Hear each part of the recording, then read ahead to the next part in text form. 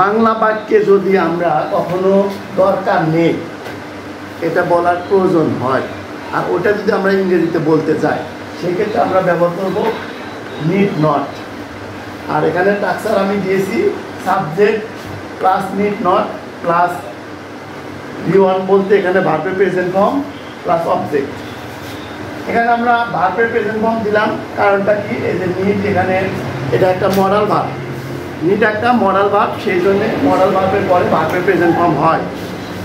এই জন্য আমরা এখানে প্রেজেন্ট ফর্ম দিছি। আর দ্বিতীয় যেটা আছে না ড্যাশ ড্যাশ লেও চলতো, যেমন আমরা যদি বলি যে না করলেও চলতো, না খেলেও চলতো, না আসলেও চলতো, এই ধরনের বাক্য যদি আমি ইংলিশে বলতে চাই সেক্ষেত্রে আমাদের কি করণীয়, আর আমরা এটা কিভাবে ইংরেজি করব সেটা আজকে আমি দেখাবো। দেখো এখানে কি লিখছি যে আমার ঢাকা যাওয়ার দরকার নেই, কথাটা আমাদের প্রয়োজন আসছে কোনটা, আমার, আমার কি, আমার হলো দরকার নেই, আমার হলো দরকার নেই, তাহলে আমার ইংরেজি কি, আর দরকার নেই ইংরেজি কি, আচ্ছা need not, I need not,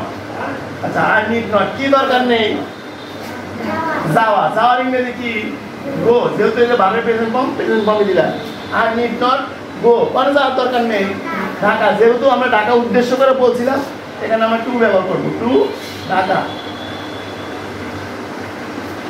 তাহলে এটা কি হলো, I need not go to Dhaka,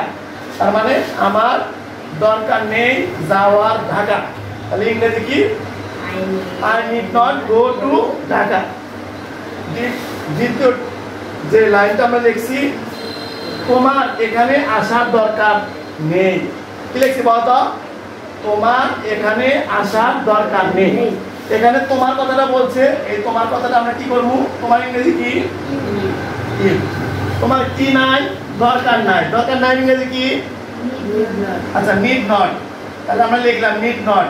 তোমার দরকার নাই, কি দরকার নেই, আশা, আশার ইংরেজি কি, কাম, তাহলে আমরা কি, আশার ইংরেজি কাম, আচ্ছা তাহলে আমরা কি লিখলাম, ইউ নিড নট কাম, তোমার আসার দরকার নেই, কোন জায়গায় আসার দরকার নেই, এখানে, এখানে ইংরেজি হিয়ার, তাহলে ইংরেজি কি হলো, you need not come here. তৃতীয় যে লেখছি এই যে যেমন না ড্যাশ ড্যাশ লেও চলতো, এটা আমরা কিভাবে ইংরেজি করব, এমন এখানে বাক্য দিয়েছি, আমার ঢাকা না গেলেও চলতো, আমার ঢাকা না গেলেও চলতো, ঠিক আছে, আমার ঢাকা না গেলেও চলতো, সেক্ষেত্রে আমরা কি বলবো, আমার, আমার ইংরেজি কি, আর এই যে না গেলেও চলতো আর ইংরেজি কি হবে, আচ্ছা আমরা বলবো নিড, আচ্ছা need not have, need not কি হ্যাভ, নিড নট হ্যাভ, কিন্তু আমরা জানি হ্যাভ এর পরে যদি ভার্ব আসে তাহলে আমাদের ভার্বের সাথে বিধি দেওয়া লাগে, যদি দেওয়া লাগে, যেমন এটা আসার যদি সাবজেক্ট নিড নট, এই যে হ্যাভ অথবা হ্যাজ তারপরে ভিতরি, একটার বেশি আমরা ব্যবহার করি সেক্ষেত্রে দিলাম, যেমন I need not have, need not have কি দরকার, আমার না গেলেও চলতো, এর মানে কি, আই নিড নট হ্যাভ মানে কি, আমার না গেলেও চলতো, কিন্তু কোন জায়গায় না গেলে চলতো, আচ্ছা যাওয়ার তো ইংরেজি আমাদের এই এর ভিতরে কি লুকে আছে কত, এই যে গেলো, গেলো মানে কি, গেলো বলতে যাওয়া বোঝায়, গেলো বলতে কি বোঝায়, যাওয়া বোঝায়, তাহলে কি লিখবো, গন, তাহলে আমি কি লিখলাম, I need not have gone,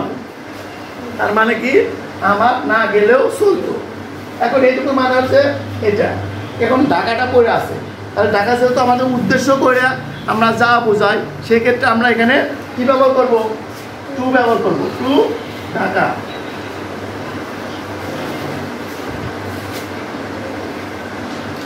এখন চতুর্থ নাম্বার যেটা দিছি সেটা দেখো, আমি বলছি রাজুর কাজটি না করলেও চলতো, রাজুর কাজটি না করলেও চলতো। এখন এই ধরনের বাক্য দেখো এখানে কাকে উদ্দেশ্য করে বলছি বলতো, রাজু, রাজু এখানে সাবজেক্ট, তাহলে আমরা এখানে রাজু লিখবো, রাজু, রাজু কি এই যে না করলেও চলতো, এর মধ্যে কিন্তু করা কথাটা আছে, করার ইংরেজি কি কত, ডু, তাহলে না করে ইংরেজি আমরা জানি নিড নট, তাহলে আমরা কি জানি নিড নট। তারপর আমাদের হ্যাভ দেওয়া লাগবে, নিড নট হ্যাভ। যেহেতু এখানে করা আছে লুকে আছে, যেমন না করলেও এই যে করা, করে ইংরেজি কি ডু, তাহলে আমরা এখানে ডু, যেহেতু হ্যাভ এর পরে কি দেওয়া লাগবে ভিডি, তাহলে আমাদের কি হবে এখানে ডান। তাহলে Raju need not have done, তাহলে তার মানে কি হচ্ছে, এটার মানে কি Raju need not have done, তার মানে কি রাজু না, রাজু না করলেও চলতো। এখন কি না করলেও চলতো, কাজটি, তাহলে কাজটি ইংরেজি কি দা ওয়ার্ড।